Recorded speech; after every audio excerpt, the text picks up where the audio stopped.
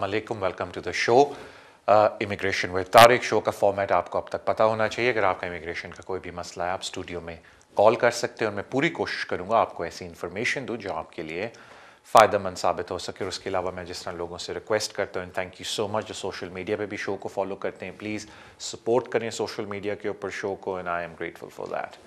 मेरे ख्याल से हम अपने पहले कॉलर की तरफ चलते हैं। अस्सलाम वालेकुम।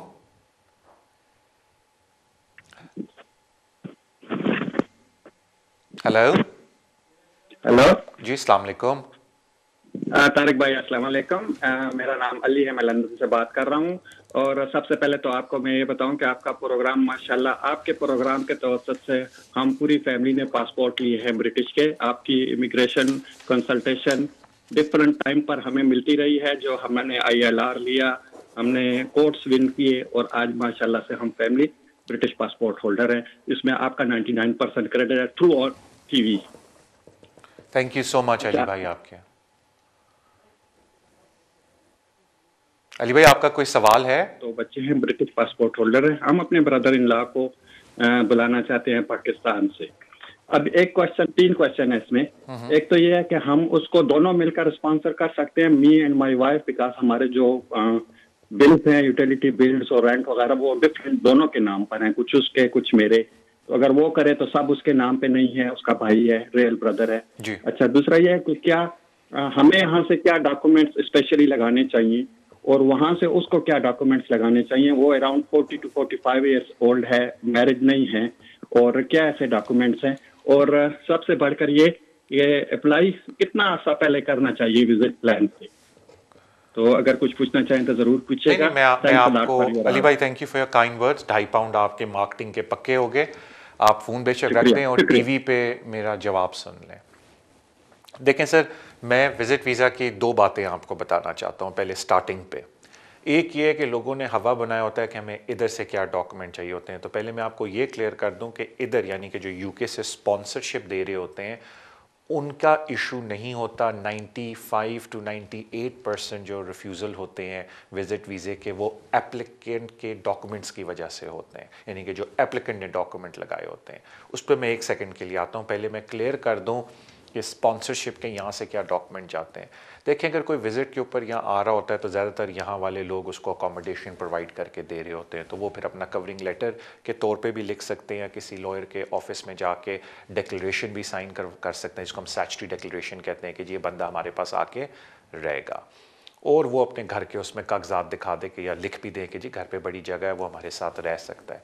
सर्टन केसेस में अगर आप अपने ऐसे फैमिली मेम्बर्स को बुला रहे हैं, जिस तरह आपके पेरेंट्स हैं, तो कभी कभी आप ट्रैवलिंग के भी उनको पैसे देते हैं या टिकट के भी देते हैं, तो आप वो भी साथ मेंशन कर सकते हैं। सो कहने का मतलब है कि बहुत कम केसेस में वो स्पॉन्सर पे शक करके विज़िट वीज़ा रिफ्यूज़ करते हैं। अब आ जाएँ प्रॉब्लम का होता है विज़िट वीज़े के अंदर। मैं आपको सिर्फ वो 4 मेन प्रॉब्लम्स बता सकता हूँ जो मैंने नोट करता हूँ विज़िट वीज़े के अंदर, लेकिन इसका ये मतलब नहीं कि अगर आप उन 4 चीज़ों को दुरुस्त कर लें, होम ऑफिस फिर भी आपको वीज़ा देगा। बिकॉज यकीन करें, कभी कभी मैं भी शौक में चला जाता हूँ कि होम ऑफिस ने विज़िट वीज़ा रिफ्यूज़ क्यों किया है।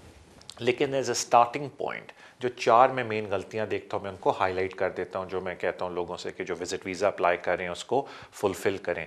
पहली सबसे इम्पॉर्टेंट चीज़ कि अपना एक कंप्लीट स्टेटमेंट दें। एप्लीकेंट की बात हो रही है कि वो अपने आप को फाइनेंशियली किस तरीके से अपनी होम कंट्री के अंदर मेंटेन कर रहे हैं। अक्सर होता है लोग कहते हैं ओ जी हम लोग इतना कमाते हैं, लेकिन जब उनकी बैंक स्टेटमेंट देखी जाए तो ऊपर नीचे पैसे आ रहे होते हैं और पूछना पड़ता है कि जी ये एक एक ट्रांजैक्शन कहाँ से आई है। तो सबसे इंपॉर्टेंट चीज़ है कि पूरा अपने फाइनेंशियल सर्कमस्टांसेस को एक्सप्लेन करें, फैमिली सर्कमस्टांसेस को एक्सप्लेन करें कि जी अपनी होम कंट्री में एप्लीकेंट किस तरीके से रह रहा है। सेकेंड, 6 महीने की बैंक स्टेटमेंट को एक्सप्लेन करें कि जी इस तरह पैसे आ रहे हैं और इस तरीके से हम खर्च कर रहे हैं, ताकि जो एंट्री क्लियरेंस ऑफिसर है उसके आगे एक पिक्चर आ जाए कि मंथ में कितना कमा रहे हैं और मंथ में कितना स्पेंड कर रहे हैं। मैं अक्सर लोगों से देखता हूँ उनकी बैंक स्टेटमेंट में, मैं खुद परेशान हो जाता हूँ कि पैसे कभी 10,000 आ रहा है, कभी 25,000 आ रहा है। वो कह रही हैं जी हम तो इतना कमाते हैं, लेकिन उस तरीके से पैसे आ नहीं रहे होते, या ज़्यादा आ रहे होते हैं या कम आ रहे होते हैं। सो बेसिकली जो 6 महीने की आपकी बैंक स्टेटमेंट है उसको आपने पर्सनल को बिजनेस की नहीं, बिकॉज बिजनेस का पैसा बिजनेस का होता है, पर्सनल बैंक स्टेटमेंट को आपने एक्सप्लेन करना है। इससे पहले मैं तीसरी चीज़ पे, अक्सर लोग मुझे मुड़ के कहते हैं कि देखें तारिक भाई हमारे पास तो बैंक स्टेटमेंट ही नहीं, बिकॉज हमारे पेरेंट्स बड़े पुराने मतलब बुजुर्ग हैं, वो बैंक नहीं जा सकते, कैश से ट्रांजैक्शन करते हैं। तो आप कम से कम उस चीज़ को एक्सप्लेन कर दें अपनी इनिशियल स्टेटमेंट के अंदर कि जी कैश की सारी ट्रांजैक्शन होती है, इस तरीके से घर बार का गुजारा हो रहा है। बिकॉज सारी बात है अगर एक बंदा एक घर में रह रहा है तो eight the end of the day कहीं ना कहीं तो उनका खर्चा हो रहा है, तो वो एक्सप्लेन करें। तीसरी चीज़ होती है कि एक्सप्लेन करे एप्लीकेंट अपनी स्टेटमेंट में कि क्यों वो लंदन आके वापस अपनी होम कंट्री आएगा, कि इंटेंशन है विजिट की, and what are the things जो उसको वापस लेके आएगी अपनी होम कंट्री में। कुछ लोगों के बच्चे होते हैं, कुछ लोगों का कारोबार होता है, कुछ लोगों की जॉब होती है, तो वो सारा एक्सप्लेन करें। कुछ लोगों की जॉब ऐसी होती है, पेंशनें लगी होती हैं, वो क्यों पेंशन को छोड़ के बैठ जाएगा किसी और कंट्री के अंदर, बिकॉज उसको इतना नुकसान होगा उस चीज़ की। सो यू नीड टू, तीसरी इंपॉर्टेंट चीज़ है कि ये एक्सप्लेन करें कि why the applicant would come back to the home country. So मैं रिपीट करता हूँ, पहली चीज़ हो गई family and financial circumstances applicant के, सेकंड होगी कि हर हाल में 6 महीने की बैंक स्टेटमेंट और एक एक एंट्री को एक्सप्लेन करेंगे उनका मंथली खर्चा किस तरह हो रहा है। थर्ड चीज़ कि वो एक्सप्लेन करें अपनी स्टेटमेंट में एप्लीकेंट कि क्यों वो यूके के बाद अपनी होम कंट्री में वापस जाएगा। और आखिरी चीज़ कभी हेल्पफुल होती कभी नहीं होती, but it is always good कि आप किसी तरह का मेडिकल और ट्रैवल इंश्योरेंस भी पहले से ले लें और उनको बताएं कोटेशन मेरे पास रेडी है कि अगर आप मुझे विजिट वीज़ा देंगे तो मेरे पास इंश्योरेंस भी, कि खुदा न खास्ता मैं बीमार हो जाऊँ कुछ हूँ तो मेरे पास ट्रैवल इंश्योरेंस है, या कोटेशन उसकी पड़ी है जब आप वीज़ा देंगे तो आई गेट दैट। तो ये चीज़ है जिसका आपने ख्याल रखना है, लेकिन बाय नो मीन्स कि ये कोई ऐसा फॉर्मूला है कि इसके बाद आपको हर हाल में मिल जाएगा वीज़ा। एटलीस्ट आप इसको फॉलो करें तो आपने सारे बेसिस कवर कर लिए। और अगर फिर भी होम ऑफिस आपको रिफ्यूज़ करता है, फिर आप सारों को पता है, अगर आप मेरे पुराने शो देखें, जो ऑप्शन है आपके पास कि आप जुडिशल रिव्यू में जाके होम ऑफिस को चैलेंज कर सकते हैं कि जी ये जो इन्होंने रिफ्यूज़ल किया है ये अनलॉफुल है और विजिट वीज़ा मिलना चाहिए। And then depending on the merit of the case हाँ या ना हो सकती है जुडिशल रिव्यू के अंदर। थैंक यू अली भाई, I wish you all the best for your kind words. अगले कॉलर की तरफ चलते हैं। अस्सलाम वालेकुम। Hello, good evening sir. Good evening to you ma'am. Sir मेरा क्वेश्चन है, मैं यहाँ पे स्टूडेंट वीज़ा पे आई थी और मेरे साथ मेरा बच्ची और मेरे हस्बैंड भी आए थे। और उसके बाद मेरा उनके साथ डिवोर्स हो गया, वो इंडिया चले गए और मैं यहाँ पे रह गई। और उन्हीं के वजह से मेरी शादी हुई थी दोबारा। तो अभी 7 साल बाद मेरा डिवोर्स हुआ है दोबारा मेरे हस्बैंड के ब्रदर के साथ। तो मेरा क्वेश्चन ये है कि मैं अब दोबारा, जो मेरे पहले हस्बैंड हैं, एक्स हस्बैंड, उसके साथ रिलेशन अच्छा है, मेरी बेटी उनके साथ रहना चाहती है, क्या मैं दोबारा उनसे मैरिज कर सकती हूँ? इसमें कोई प्रॉब्लम आ सकती है? Thank you for your call. देखिए जो वो वाली चीज़ होती है from your religious point of view कि आप अपने हस्बैंड से दोबारा शादी कर सकती हैं, I am not gonna comment on that because मुझे इन चीज़ों का नहीं पता, इज़ नॉट कि मैं। लेकिन जहाँ तक होम ऑफिस की बात है, आई डू नॉट थिंक कि उसमें कोई प्रॉब्लम है। बाय अगर आप, अभी मुझे याद नहीं है बिकॉज एक दफ़ा ये I should not be saying, court में हुआ था कि मैं प्रिंट आउट करके गया था कि कितने कितने सेलिब्रिटीज़ ने 6-6, 5-5 शादियाँ की और उनमें से I think Elizabeth Taylor was one of them कि उसने अपने एक पुराने हस्बैंड से भी दोबारा शादी की है। सो दिस हैपन्स, ऐसी कोई बात नहीं है, इसमें कोई अनहोनी नहीं है। हाँ अलग बात है कि अगर होम ऑफिस मानता नहीं है आपकी बात को तो आप फिर ऑफ कोर्स आपके पास रेमेडी है कि अगर वो उनकी एप्लीकेशन को रिफ्यूज़ करते हैं तो आप कोर्ट में जाके उसको चैलेंज कर सकते हैं। बट नहीं, ये अनहोनी बात नहीं है, कोई इतनी स्ट्रेंज बात नहीं है। मेन बात होती है कि जेन्युइन शादी हो और रिलेशनशिप आपकी जेन्युइन एंड सब्सिस्टिंग हो। Yes they are other examples जो आप देख सकते हैं वेल नोन सेलिब्रिटीज़ की जो 2-3 शादियों के बाद अपने ओरिजिनल हस्बैंड के साथ दोबारा शादी कर लेते हैं। इसमें मैंने एक बोला कि Elizabeth Taylor was one of them. I think I am right in that, क्या पता मैंने गलत, मुझे याद आया, but I know it was either Richard Burton और Elizabeth Taylor, one of them did do that, कि अपने फर्स्ट या सेकंड हस्बैंड के साथ दोबारा शादी या वाइफ के साथ दोबारा जाके की थी। So it is possible. Thank you so much आपकी कॉल का and I wish you all the best. अगले कॉलर की तरफ चलते हैं। हेलो हेलो, अस्सलाम वालेकुम सर। वालेकुम अस्सलाम। मेरे ना आपसे 2 क्वेश्चन हैं। जी जी पूछिए। आप लिख लीजिए, सुन मैं टीवी पे लूंगी। एक तो मैंने पूछना है जो सेक्शन 120 करे, अगर हमारा केस ऑलरेडी पेंडिंग है उसके कितने चांसेस है? ओके। एंड दूसरा ये है कि मैंने अपने बच्चे के बेस पे एप्लीकेशन फिल की है, 7 ईयर के बच्चे के बेस पे वो मैंने की थी पेरेंट्स एप्लीकेशन। उसमें उन्होंने ना मेरे से मांग लिया अभी बैंक स्टेटमेंट, कि मैंडेटरी जो डॉक्यूमेंट होते हैं उनमें से मेरे से मांगे बैंक स्टेटमेंट, जो आपका कोई फ्रेंड हेल्प करता है, आपको पे करता है, क्योंकि उसमें कैश का ऑप्शन नहीं था। तो बोलते हैं कि बैंक स्टेटमेंट हमें चाहिए। तो अभी मैंने डन तो नहीं की एप्लीकेशन, तो इसके लिए मैंने ये पूछना था कि मैं कौन सी एप्लीकेशन करूं, और अगर वो मैं डन कर भी देती हूँ एप्लीकेशन, फिर वो क्या मैं कवरिंग लेटर में उनको एक्सप्लेन कर सकती हूँ? और there is a 3-4 options like this application you are going to do trial, parents और प्राइवेट लाइफ। अच्छा, मुझे आप जाने से पहले दो एक बातें बता देंगे। ये जो आप बैंक स्टेटमेंट बोल रहे हैं कि उन्होंने मांगी है, अच्छा वो आप ऑनलाइन कर रहे हैं, क्योंकि आप शायद ट्राई कर रहे हो कि आप, और आपकी बच्ची की एज कितनी है बाय द वे? 7 ईयर, उसको वीजा मिल चुका हुआ सर। ओके, बड़ी मेहरबानी, ठीक है, बड़ी मेहरबानी आपकी, थैंक यू सो मच। मैं आपको अर्ज़ कर देता हूँ, थैंक यू। देखें जी, पहले मैं आपको अर्ज़ कर दूँ दोनों चीज़ों के बारे में, कि जिन लोगों के पुराने केस चल रहे होते हैं, कभी कभी सेक्रेटरी ऑफ स्टेट इनको इशू कर देते हैं एडिशनल, जिसको हम कहते हैं स्टेटमेंट ऑफ एडिशनल ग्राउंड, जो सेक्शन 120 की होती है। अगर आप मेरे पुराने शो देखें तो उसमें मैंने काफ़ी उसकी बात भी की थी। बेसिकली सेक्शन 120 है जो एक नोटिस सेक्रेटरी ऑफ स्टेट आपको देता है और कहता है कि जी कोई हमें स्टेटमेंट दे दें कि क्यों आप इस मुल्क में रहना चाहते हैं। इन अदर वर्ड्स, जो आप FLR-FP की एप्लीकेशन करते हैं, उस एप्लीकेशन के अंदर आपको 2100 पाउंड होम ऑफिस को फ़ी देनी पड़ती है, जबकि सेक्शन 120 फ्री में। तो अगर आपको सेक्शन 120 मिल गया है और आप इस तरफ एप्लीकेशन भी भरना चाहती हैं, तो मैं तो आपसे बोलूँगा कि सेक्शन 120 के ऊपर कि जी मेरी बच्ची को 7 साल हो गए हैं, उसको वीज़ा भी मिल गया और मैं उसकी माँ हूँ, मैं उसकी बेसिस पे अप्लाई करना चाहती हूँ, आप सेक्शन 120 भर के भेज दें। उसमें सिर्फ इशू ये होता है कि सेक्शन 120 जिस डिपार्टमेंट में जाता है वो कभी कभी 2-2, 3-3, 4-4 या 5-5, 6-6 महीने ले लेते हैं डिसीजन देने में। तो उसका एक हल ये भी है कि आप अपने लोकल MP के पास जाएं, उनसे जाके प्रेशर डलवाएं होम ऑफिस पे, तो शायद आपका डिसीजन सेक्शन 120 का जल्दी आ जाए। सो इन शॉर्ट, सेक्शन 120 उनके लिए बहुत मुफीद होता है जो 2100 पर एप्लीकेंट फ़ी से बचना चाहें। जिस तरह कुछ लोगों के 3-4 बच्चे होते हैं और एक कोई 7 ईयर पे मिला होता है, तो वो सेक्शन 120 ज़्यादा पसंद करते हैं, बिकॉज आपको पता है अगर 2100 फ़ीस है तो मल्टीप्लाइड बाय 3 अगर बच्चे हैं, या 4 आपके मियाँ बीवी और पीछे 2 और बच्चे हैं, 4 लोग अलग हैं, तीसरा बच्चा 7 साल का हुआ था, this a lot of money. तो सेक्शन 120 का ये फ़ायदा है, लेकिन थोड़ा सा वेट करना पड़ता है। अब हम इस तरफ आ जाते हैं जो आपका मसला है, क्यों आपको प्रॉब्लम हो रही है, मैं उस पर भी आता हूँ। अब काफ़ी लोग हैं, मैं बहुत ऐसे लोगों से मिलता हूँ कि द मोमेंट बच्चे को 7 साल हो जाते हैं वो बस जी हमें आज वीज़ा चाहिए था, बस 12 बजे बच्चे को 7 साल हुए हैं तो जी 12:01 पे हमें वीज़ा चाहिए। तो जाहिर बात है कि आपको पता है लोग जाते हैं, आप लोग इंटरनेट पे बड़ा कुछ देखते हैं, तो उसमें लोग भी बताते हैं कि जी हमें तो सेम डे सर्विस पे मिल गया, या अगर आप एप्लीकेशन करें 2100 पाउंड फ़ीस दे के तो जल्दी डिसीजन दे देते हैं। तो मैं उस सिमेंटिक के ऊपर नहीं जाना चाहता कि क्या होता है क्या नहीं होता, लेकिन मेरे ख्याल से मुझे लग ये रहा है कि आप चाहती हैं कि मैं सेक्शन 120 ना भरूँ, मैं 2100 पाउंड दे के कम से कम मुझे वीज़ा जल्दी मिल जाएगा। तो होता ये कि मेरे ख्याल से आप FLR-FP एप्लीकेशन ऑनलाइन भर रही हैं, और ऑफ कोर्स ये होम ऑफिस की आप समझ लें थोड़ी सी, मैं ये नहीं कहूँगा कि ग्लिच है सिस्टम में, लेकिन ऑनलाइन में वो ऐसी सी चीज़ें मांगते हैं कि अगर आप टिक ना करें तो वो आगे एप्लीकेशन नहीं जाती।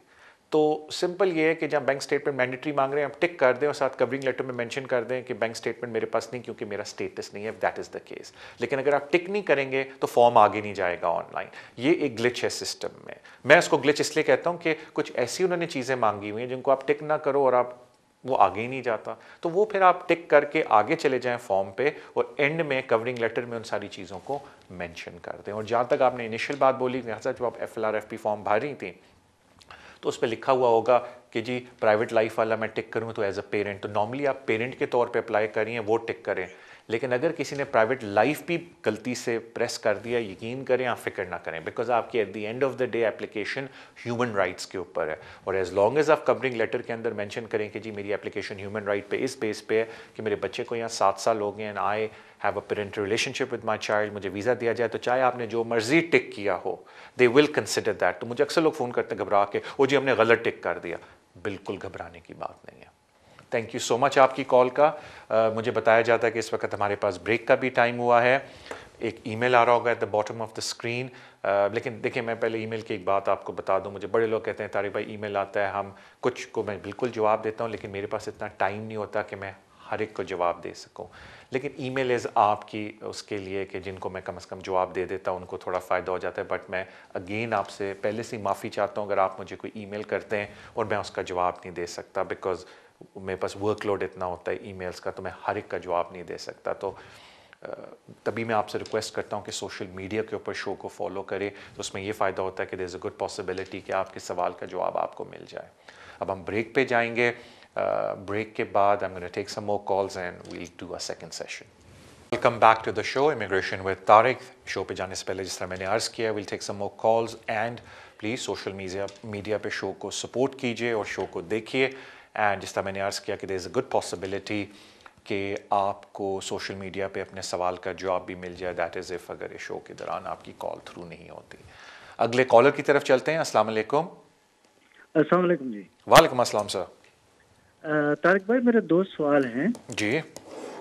रेफ्यूजी स्टेटस के बारे में। No problem.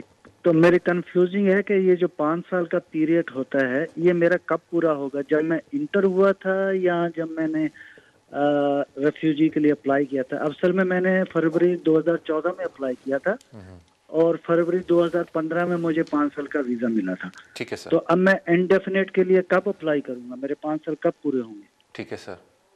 और दूसरा सवाल ये है कि क्या जब मैं इंडेफिनेट अप्लाई करूंगा मुझे उसके लिए यूके लाइफ और वो इंग्लिश लैंग्वेज भी टेस्ट पास करना होगा या नहीं रिफ्यूजी स्टेटस में? जी सर। जी sir. Thank you so much. देखें, पहली बात है कि जो रेफ्यूजी स्टेटस है वो आपने 5 साल तक रखना है और उसके बाद settlement under the protection scheme आपने अप्लाई करनी है। तो ज़ाहिर बात है वो 5 साल का पीरियड उस वक्त शुरू होगा जब आप रिकगनाइज्ड होंगे एज ए रेफ्यूजी। अक्सर लोग आते हैं, अप्लाई करते हैं, उनकी कंसिडरेशन होती है एप्लीकेशन की और फिर उनको रेफ्यूजी स्टेटस मिलता है। तो टेक्निकली वो जिस पीरियड में उनकी कंसिडरेशन हो रही होती है उसमें वो रेफ्यूजी नहीं कहलाते, वो अंडर कंसिडरेशन होते हैं। तो अगर उस तरह देखा जाए तो आपके 5 साल काउंट होंगे जब से आपको वीज़ा इशू हुआ है। तो इस वक्त तक तो जो कानून है उसमें वो ना आपसे फ़ीस लेते हैं, ना आपको ये सारे टेस्ट वगैरह देने के लिए बोलते हैं जब आप सेटलमेंट अप्लाई करें अंडर द प्रोटेक्शन। कल अगर कानून चेंज हो सकता है, जब तक आपकी बारी आए तो मैं कुछ कह नहीं सकता, लेकिन इस वक्त तो ना टेस्ट देना आपने और ना आपने पैसे देने होम ऑफिस को जब आप सेटलमेंट अप्लाई करते हैं। Thank you so much sir आपकी कॉल का। अगले कॉलर की तरफ चलते हैं। अस्सलाम वालेकुम। वालेकुम सलाम जी, क्या हाल है तारक साहब? ठीक ठाक हो? सर जी अल्लाह दा शुक्र, thank you so much. Tariq साहब मेरा सवाल है कि ਜਿਹੜਾ JR ਹੁੰਦਾ ਹੈ ਜੇ ਕੋਰਟ ਦੇ ਵਿੱਚੋਂ ਮਸਲੇ ਬੰਦੇ ਨੂੰ JR ਮਿਲ ਜਾਏ ਤੇ ਹੋਮ ਆਫਿਸ ਵਾਲੇ ਜਿਹੜੇ ਨੇ ਉਹ ਆਪਣਾ ਕੇਸ ਮਸਲੇ JR ਕਹਿੰਦੇ ਨੇ ਤੁਸੀਂ ਚੁੱਕ ਲਓ ਤੇ JR ਤੋਂ ਬਾਅਦ ਮਸਲੇ ਉਹ ਕੀ ਮਸਲੇ ਫੈਸਲਾ ਕਰਦੇ ਨੇ? ਤੇ ਦੂਸਰਾ ਨੰਬਰ ਤੇ ਗੱਲ ਹੈ ਕਿ ਉਹ ਮਸਲੇ 16-17 ਮਹੀਨੇ ਹੋ ਗਏ ਨੇ ਤੇ ਉਹਨਾਂ ਨੂੰ ਲੈਟਰ ਵੀ ਲਿਖੇ ਨੇ ਤੇ ਉਹਨਾਂ ਨੇ ਇੱਕ ਦੋ ਵਾਰੀ ਇਹ ਕਿਹਾ ਕਿ ਅਸੀਂ ਬਿਜ਼ੀ ਆ, ਸੌਰੀ ਤੁਹਾਡਾ ਟਾਈਮ ਲੱਗਦਾ ਪਿਆ, ਅਸੀਂ ਸੌਰੀ ਕਰਨੇ ਆ। ਤੇ ਉਸ ਤੋਂ ਇਲਾਵਾ ਵੀ 16-17 ਮਹੀਨੇ ਹੋ ਗਏ ਨੇ ਤੇ ਕੋਈ ਉਹਨਾਂ ਜਵਾਬ ਨਹੀਂ, ਮਤਲਬ ਵੀ ਟਾਈਮ ਦੇ ਹੀ ਜਾਂਦੇ ਨੇ। ਤੇ ਕੀ ਤੁਹਾਡਾ ਖਿਆਲ ਕੀ ਹੁੰਦਾ ਹੈ ਉਹ ਮਸਲਾ? बड़ी मेहरबानी है आपकी। देखें जुडिशल रिव्यू क्या होता है वो मैं शो में पहले भी जिक्र चुका हूँ, लेकिन मैं उस पर भी नहीं आता, पहले मैं आगे वाली चीज़ों पे आता हूँ।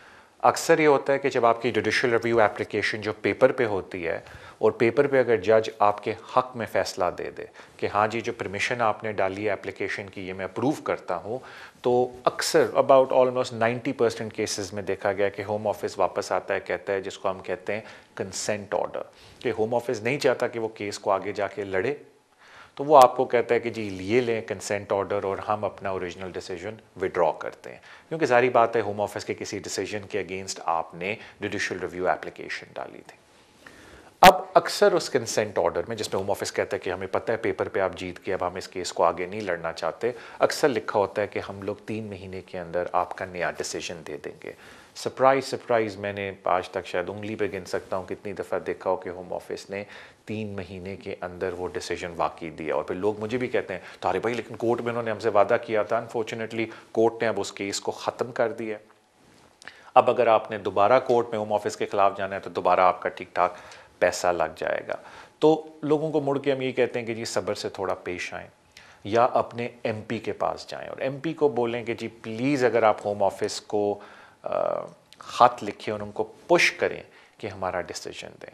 अनफॉर्चुनेटली एमपी के अलावा जो वाइड रेमेडी आपके पास रह जाती है कि आप वापस कोर्ट में जाके होम ऑफिस के ख़िलाफ़ एक और केस करें कि देखो जी इन्होंने वादा खिलाफ़ी की और इतना टाइम लगाया। अब आपको भी पता है, अगर आपने पहले जुडिशल रिव्यू डाला हो, कि काफ़ी एक्सपेंसिव प्रोसेस होता है। अब आप इस बात पे दोबारा इतना खर्चा कर रहे हैं कि जी मुझे डिसीजन दो, तो वो जब बंदे को आप ये सब कुछ बताते हैं कि जी वापस कोर्ट चलते हैं और इतना खर्चा लगेगा, तो फिर बंदा खुद मुड़ के कहता है नहीं जी मैं इतना पैसा लाया, मैं दोबारा पैसा लाऊं इस बात के लिए कि मुझे डिसीजन दो, तो बेहतर है मैं एमपी कोल चला जाऊंगा। तो फिर अपने एमपी के पास जाके प्रेशर डलवाएं होम ऑफिस को। कुछ लोग मुझे मुड़ के कहते हैं नहीं जी एमपी के ऑफिस ने कहा हम ज़्यादा कुछ नहीं कर सकते, लेकिन अगर आप नोट करें वो एमपी के ऑफिस में वो लोग कह रहे होते हैं जो एमपी का स्टाफ होता है सामने बैठा हुआ, अगर वो आपकी हेल्प नहीं कर रहे तो आप उनको बोले मुझे हर हाल में एमपी से मिलना, बिकॉज आप मेरी हेल्प नहीं कर रहे।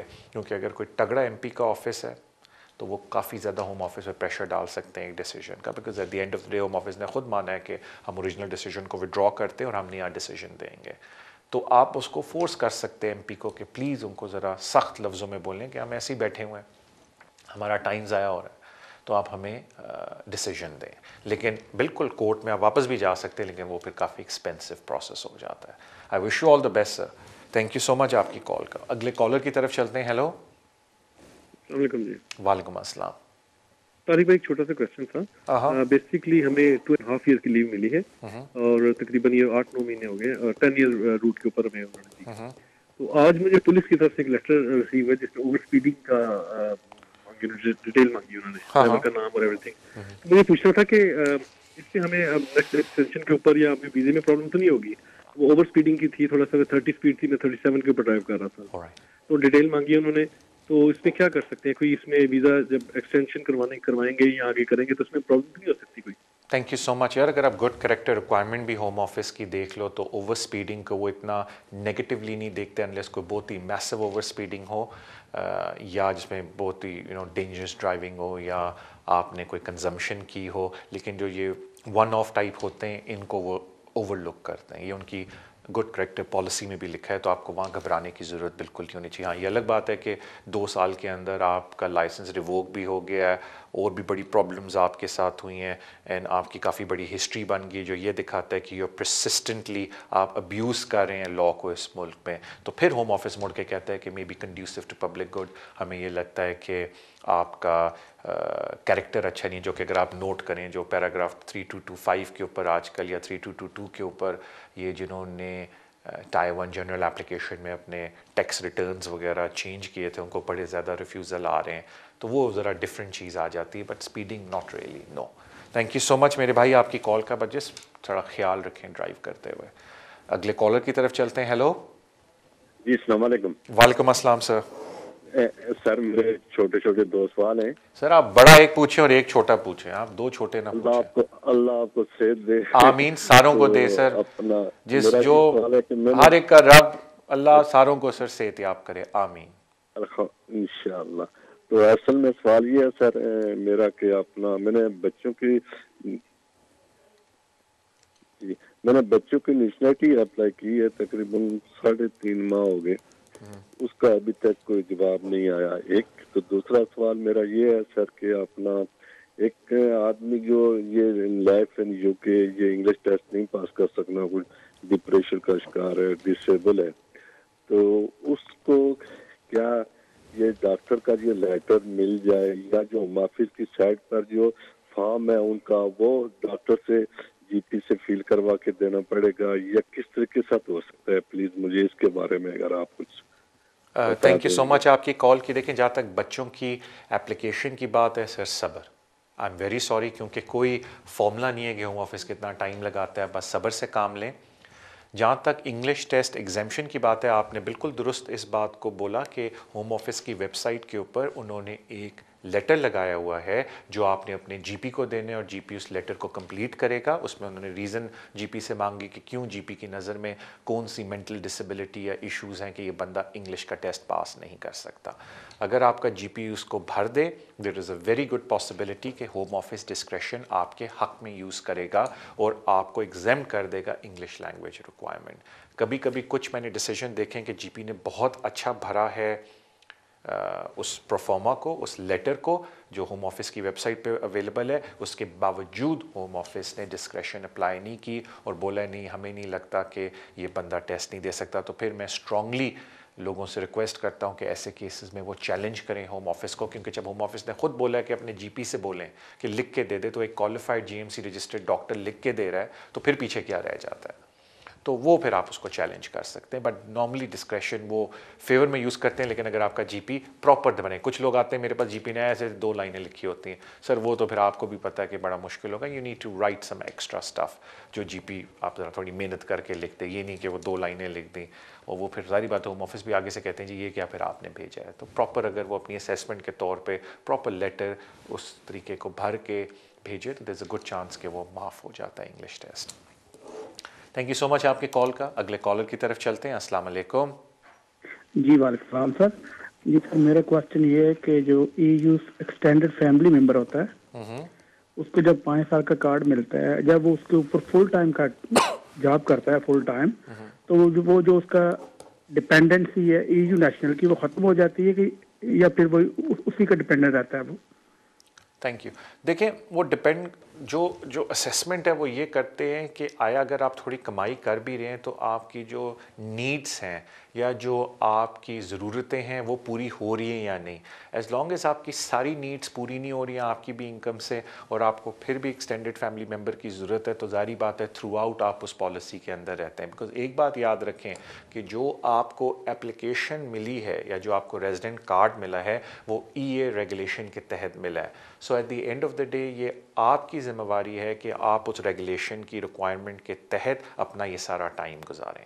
अगर किसी वजह से आप उस रेगुलेशन से बाहर आ जाते हैं, यानी कि जो रेगुलेशन की रिक्वायरमेंट है, जो एक्सटेंडेड फैमिली मेम्बर की रेगुलेशन है, जो स्पेसिफिकली उसकी रिक्वायरमेंट है, उससे बाहर आ जाते हैं, तो फिर जाहिर बात है कि होम ऑफिस बिल्कुल उनका हक बनता है कि वो मुड़ के कहें कि जी अब आप रेगुलेशन में नहीं आते, आप एक इंडिपेंडेंट पर्सन है, आपको EA नेशनल की ज़रूरत नहीं है, ऑल्दो आप एक्सटेंडेड फैमिली मेम्बर तो होंगे लेकिन अब बाकी रेगुलेशन की रिक्वायरमेंट को पूरा नहीं कर रहे। ये तो अंडरस्टैंडेबल है कि एक बंदा थोड़ा बहुत कमाएगा, लेकिन वो फिर देखते हैं कि क्या इसकी कमाई से वो स्टैंड अलोन हो सकता है या EA मेंबर की डिपेंडेंसी की उसको फिर भी ज़रूरत है, अदरवाइज़ वो गुजारा नहीं कर सकता इन चीज़ों का। थैंक यू सो मच आपकी कॉल का, हमें अपने रहने खाने पीने का और रहने का। थैंक यू सो मच आपकी कॉल का। अगले कॉलर की तरफ चलते हैं। हेलो अस्सलाम वालेकुम। वालेकुम अस्सलाम। मैंने पूछना था कि मैंने वीज़ा एक्सटेंड करवाना था इस वाले से। सॉरी जी, मैंने वीज़ा एक्सटेंड करवाना स्पोर्ट्स वीज़ा, तो वो कौन सा इंग्लिश टेस्ट होता है जो हमें करना पड़ता है, A1 B1 या जो भी? थैंक यू आपके कॉल का। यार मुझे भी on top of the head याद नहीं है, लेकिन अगर आप ट्रिनिटी कॉलेज वालों से बात कर लें या IELTS का तो एक ही टेस्ट होता है, बट ट्रिनिटी वालों से बात कर लें तो वो आपको इमीडिएटली बताएंगे। Because if I am not wrong उनके ड्रॉप डाउन मेन्यू पे भी आता है कि आप स्पाउस के लिए अप्लाई करें या सेटलमेंट के लिए, तो वहाँ से आप वो क्लिक कर लें। बिकॉज ये A1 A2 में हमेशा ये नहीं, मैं भूल जाता हूँ, मैं इसमें कभी ज़्यादा ध्यान नहीं देता, तो मुझे कोई मैं गलत आपको नहीं बोलना चाहता, लेकिन इट इज़ सो सिंपल। वो हैं ही 2 तरह के टेस्ट, एक ट्रिनिटी कॉलेज वाला कराता है और एक IELTS है। जब आप उनकी वेबसाइट पे जाते हैं वो ऑप्शन है स्ट्रेट फॉरवर्ड, आपको वहाँ कोई प्रॉब्लम नहीं होगी। बट बेहतर है कि IELTS की वेबसाइट पे चले जाएँ या ट्रिनिटी कॉलेज की वेबसाइट पे चले जाएँ, उधर ड्रॉप डाउन मेन्यू में क्लियरली लिखा है कि कौन सा टेस्ट आपको करना है, बिकॉज हैं ये 2 test. Thank you so much आपकी कॉल का। अगले कॉलर की तरफ चलते हैं। Hello Tariq ji. Yes sir.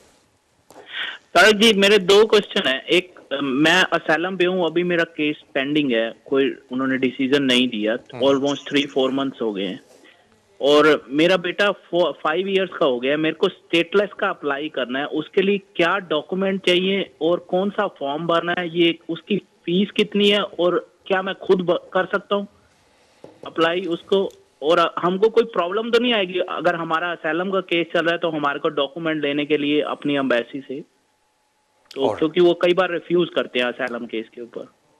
Okay sir, मुझे बताया गया कि मैं आपका जवाब दूं ब्रेक के बाद, सो अभी हम ब्रेक पे जाने लगे। ब्रेक के बाद सबसे पहले मैं आपका जवाब दूंगा और उसके बाद we'll take some more call. So again break पे जाने से पहले there will be email at the bottom of the screen. लेकिन जिस तरह मैंने आपसे रिक्वेस्ट की कि सोशल मीडिया पे शो को फॉलो करें एंड उसको सपोर्ट करें, एंड उसका फ़ायदा ये होगा कि देयर इज़ अ पॉसिबिलिटी कि कोई ऐसा सवाल हो जो मैंने शो के दौरान या प्रीवियस शोज़ में जवाब दिया हो, तो that would be useful for you. अब हम ब्रेक पे जाने लगे और इंशाल्लाह ब्रेक के बाद I take some more calls. Thank you. Come back to the show. Break पे जाने से पहले किसी ने कॉल किया, उन्होंने कहा मैं अपने बच्चे की स्टेटलेस एप्लीकेशन डालना चाहता हूँ, पूछना चाहता हूँ कि फॉर्म कौन सा है, फ़ी क्या है, और इंडियन हाई कमीशन वाले मुझे कोई पेपर वर्क दे देंगे या नहीं अगर मैं लेना चाहूँ, बिकॉज मैं रेफ्यूजी स्टेटस के लिए अप्लाई किया और वो पेंडिंग है। फॉर्म वो एस सीरीज़ होता है मेरे ख्याल से, S3, don't quote me on that, अभी मुझे याद नहीं exactly, but S series form है होम ऑफिस की वेबसाइट पे। फ़ीस अबाउट आई थिंक 1200 तक है होम ऑफिस की।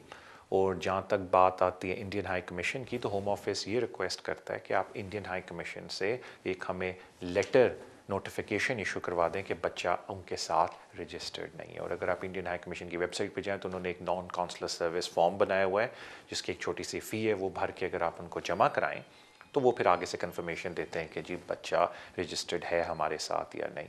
एक छोटी सी प्रॉब्लम लोगों को फेस होती है इंडियन हाई कमीशन के साथ कि वो बोलते हैं कि पेरेंट्स को अपनी आईडी भी साथ देनी चाहिए, और अक्सर लोग कहते हैं जी कि वैलिड पासपोर्ट के तौर पे, और अक्सर लोग कहते हैं जी हमारा वैलिड पासपोर्ट नहीं और हमारी आईडी तो होम ऑफिस के साथ है। तो आप दो काम कर सकते हैं। पहला काम आप ये कर सकते हैं कि इंडियन हाई कमीशन से जाके बात करें, उनकी वेबसाइट ना पढ़ें, बोलें देखें जी हमारा तो चीज़ें होम ऑफिस के पास हैं, आप प्लीज़ अगर हमें अगर आपके पास कोई और टाइप की आईडी है उसकी बेसिस पे आप हमारे बच्चे का ये सर्विस कर दें नोटिस। और अगर वो कहते हैं फिर भी नहीं, तो फिर आप बोलें अगर हमें इन राइटिंग दे दें कि आपको क्या चाहिए, तो उसके फ़ायदा ये है कि आप फिर इन राइटिंग फिर भी स्टेटलेस की एप्लीकेशन डाल दें और होम ऑफिस को बोलें कि जी देखें हमने कोशिश की थी ये सर्टिफिकेट लेने की, लेकिन इंडियन हाई कमीशन वाले हमें नहीं दे रहे, और उसकी वजह ये है कि वो कह रहे हैं हमारी आईडी चाहिए। तो अगर आप हमें कोई नोटिस दे दें, हमें सर्टिफाइड कॉपी हमारी आईडी की दे दें, हम इंडियन हाई कमीशन को इस्तेमाल कर सकते हैं। बिकॉज एक बात याद रखें, जो MK केस लॉ था उसमें जज ने ये फाइंडिंग दी थी कि ज़रूरी नहीं है कि इंडियन हाई कमीशन से वो बच्चा ये लेटर दे, वो अनलॉफुल रिक्वायरमेंट है। हाँ ये है कि वो ये सेक्रेटरी ऑफ स्टेट कर सकता है कि उनसे पूछे कि जी ये लेटर आपने लेने की कोशिश की या नहीं, और अगर वो जो पेरेंट्स हैं वो ये प्रूव कर दे कि हमने पूरी कोशिश की और हमें ये लेटर नहीं मिला तो दैट इज़ गुड इनफ। लेकिन जारी बात है लोग ये चाहते हैं कि जी हमारी स्मूथ तरीके से एप्लीकेशन हो जाए, हम नहीं चाहते होम ऑफिस से लड़ाई करते फिरें कि लेटर मिला या नहीं मिला। तो उसका ये हाल है कि किसी तरीके से कि आप इंडियन हाई कमीशन से अपनी वो चीज़ निकलवा लें, और उसका एक तरीका ये कि आप जाके वहाँ किसी से एम्बेसी में बात करें, अपनी मजबूरी बताएं and C if they help you. अगर वो हेल्प नहीं करते तो फिर आपके पास कोई ऑप्शन नहीं है but still make the stateless application. But वो जो MK केस लॉ में जज ने कमेंट दिया है कि अगर पेरेंट्स ने सारी होम ऑफिस ये ज़रूर रिक्वेस्ट कर सकता है कि हमें बताएं आपने क्या एफर्ट्स की हैं वो नोटिस लेने की बच्चे की होम कंट्री से, तो वो आप बता सकते हैं कि मैं इंडियन हाई कमीशन गया, ये लेटर है उनका, और अगर लेटर वो नहीं देते तो कम से कम आप स्टेटमेंट लगा सकते हैं कि इस डेट को मैं इंडियन हाई कमीशन गया, इस बंदे से मिला, उसने कहा जी हम नहीं देते, and then you can still make the application. So I wish you all the best sir आपकी एप्लीकेशन में। और आपने मेरे ख्याल से ये भी पूछा था क्या मैं खुद भर सकता हूँ? 100% सर आप खुद भर सकते हैं। अगर आप समझते हैं कि आप आराम से उस फॉर्म को भर सकते हैं और आपको इतनी गाइडेंस की ज़रूरत नहीं है लीगली, नो प्रॉब्लम। मैं ख़ुद लोगों से कहता हूँ कि जी अगर आप एबल हैं, केपेबल हैं, तो ज़रूर सब कुछ करें, not a problem. Thank you so much आपकी कॉल का। अगले कॉलर की तरफ चलते हैं। हेलो, अस्सलाम वालेकुम। अस्सलाम वालेकुम तारिक साहब। वालेकुम अस्सलाम सर। जी सर जी, आमिर बोल रहा हूँ मैं मैनचेस्टर से। आपसे क्विक क्वेश्चन पूछना था मैंने। जी आमिर भाई। एक्चुअली मेरी वाइफ का वीज़ा एक्सपायर हो रहा था दिसंबर 2018 के एंड में। तो हमने होम ऑफिस से पूछ के और उनकी वेबसाइट चेक करके जो लिवरपूल में इनका प्रीमियम सर्विस ऑफिस है उधर अपॉइंटमेंट बुक की थी 29 नवंबर की। जी। तो जब हम उधर गए हम फॉर्म यूज़ कर रहे थे FLR HRO। तो जब हम उधर गए तो उन्होंने कहा जी कि आपको ये एप्लीकेशन इधर नहीं वो कर सकते, हम प्रोसेस कर सकते और हमारे ऑफिस भी वैसे क्लोज होने वाले हैं, तो आप इस एप्लीकेशन को बाय पोस्ट भेज दें। तो हमने इस तरह किया। उन्होंने अभी हमें वो पैसे जो है वो वापस नहीं किए थे, तो हमने दोबारा से फीस जमा करवा के 3 दिसंबर को एप्लीकेशन ऑनलाइन सबमिट करवा दी। तो अभी फरवरी का एंड नियरली होने वाला है, अभी तक उन्होंने वो जो हमने प्रीमियम सर्विस में फी जो सबमिट की थी अभी तक उन्होंने वो पैसे भी वापस नहीं किए। एक तो ये पूछना था कि मतलब उसका प्रोसेस क्या होगा कि हम पैसे उनसे कैसे जो है रिकवर कर सकते हैं। मेरे पास एक लेटर भी है उनका जो उन्होंने उस टाइम पे दिया था। और दूसरा क्वेश्चन ये है कि जब हमने ऑनलाइन एप्लीकेशन सबमिट की तो eight the end of the online application वो कहते हैं जी कि ये डॉक्यूमेंट्स जो है ना आप डाउनलोड कर लें। हमने वो सारे डॉक्यूमेंट डाउनलोड किए, उसमें एक चेकलिस्ट थी और उसके अलावा जो है ना वो था बायोमेट्रिक्स का था। तो बायोमेट्रिक्स भी हमने 4 दिसंबर को जो है वो सबमिट कर दिए थे। एंड ऑफ दिसंबर हमें उन्होंने एक लेटर भेजा जी कि आपने कंसेंट फॉर्म जो है ना वो साइन करके नहीं भेजा था। तो वो हमने साइन करके भेज दिया। अभी तक एप्लीकेशन का भी जो है ना हमें कोई भी रिजल्ट नहीं आया। तो इसके बारे में अगर स्पेशली कि फी हम किस तरह रिकवर कर सकते हैं, ये प्लीज इसके बारे में एडवाइस कर दें। फी के लिए बड़ा जरूरी है, मैं पहले ये पूछ लूँ ताकि आपको उस तरह समझ आएगी कि आप इंडिया से हैं पाकिस्तान से हैं? पाकिस्तान से। सर आपको बिल्कुल एकदम समझ आ जाएगी जब मैं आपको बताऊंगा फी कैसे रिकवर करेंगे।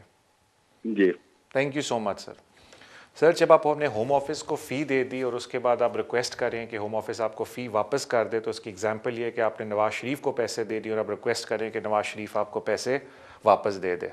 सर आप समझ गए होंगे अगर आप पाकिस्तान से हैं। तो कहने का मतलब है कि सर जी सब्र के अलावा और कुछ नहीं है, और अगर आप उनसे थोड़ा सा रिक्वेस्ट कर दें राइटिंग पे बार बार बोल के, और अपने एमपी के पास चले जाएं, बोलें जी होम ऑफिस ने हमारी फ़ी रखी है, इतनी सब्सटेंशियल अमाउंट है, उनको बोलें कि प्लीज़ हमें वापस दे दें, तो फिर जारी बात है कि एमपी उनको ख़त लिखेगा। एक बात मैं सारों को बता दूं जो एप्लीकेशनों का वेट कर रहे हैं, टाइम बड़ा लग गया है, या वो जैसे फ़ीस वाला प्रॉब्लम है, एक ऑप्शन आप सारों के पास है कि कोर्ट का जाके दरवाज़ा खटखटाएं और होम ऑफिस को कंपेल करें कि आपको आपकी फ़ी दे या डिसीजन दे। लेकिन यकीन करें जब आप कोर्ट का दरवाज़ा खटखटाने जाएंगे इसके लिए वो कॉस्ट बहुत हाई है। तो अक्सर लोग कहते हैं भाई हम इतना जुडिशल रिव्यू में क्यों खर्चा करें, तो उसको फिर रहने दें ऑप्शन को। पीछे सिर्फ यही रह जाता है कि आप अपने एमपी के पास जाएँ और होम ऑफिस पर प्रेशर डालें कि वो आपके ये सारे काम करें। जहाँ तक अब आ जाते हैं कि अभी की क्या बात है, वो आपने खुद ही जवाब दे दिया कि अब आप लोगों ने एप्लीकेशन पोस्टल डाली है। तो पोस्टल एप्लीकेशन आपको भी सर पता होगा कि उसका जो टाइम फ्रेम है 6 महीने से लेके ऑलमोस्ट 9 महीने टू 10 मंथ्स का होता है। तो वो इतना टाइम एवरेज है पोस्टल एप्लीकेशन में। तो बेसिकली प्रीमियम से हट के आप पोस्टल की तरफ चले गए हैं। और जारी बात है आप उस पीरियड पे प्रीमियम पे गए थे जब वो लोग नए सिस्टम पे आ रहे थे 5 दिसंबर को, तो अक्सर एंड वाली अपॉइंटमेंट्स वो ले ही नहीं रहे थे बिकॉज नया सिस्टम इंट्रोड्यूस हो रहा था 5 दिसंबर को, और वो फिर उसके ऊपर जाने लगे थे। So I wish you all the best sir. और जहाँ तक बात है पैसों की, वो नवाज शरीफ की एग्जाम्पल, आई होप आपके मुँह पर एक स्माइल आई हो जब मैंने बात बोली हो, तो आप खुद समझ आएंगे। Thank you so much sir आपकी कॉल का। अगले कॉलर की तरफ चलते हैं। अस्सलाम वालेकुम। हेलो अस्सलाम वालेकुम तारिक भाई। वालेकुम अस्सलाम। तारिक भाई मेरा नाम नाजिया है। मेरा आपसे क्वेश्चन ये है कि मैं यहाँ पर स्टूडेंट हूँ और सिटीज़न यूके सिटीज़न हूँ, और मसला ये है कि मैं जॉब नहीं करती और मेरा जो फैंसी है वो पाकिस्तान में है। उसके अकाउंट में है 65,000 पाउंड अभी नहीं रखे हैं, और मेरी अभी रिसेंटली शादी होने वाली है। तो मेरा क्वेश्चन आपसे ये है कि मैं अपनी जो एप्लीकेशन है वो कौन से टाइमिंग पे यहाँ डिपेंडेंट वीज़ा के लिए अप्लाई करूँ? Okay, thank you so much जी आपकी कॉल का, और आपको फ्यूचर की शादी बहुत बहुत मुबारक हो। जहाँ तक सेविंग की बात है तो वो ये बात बोलते हैं कि 6 महीने तक सेविंग के पैसे पड़े होने चाहिए।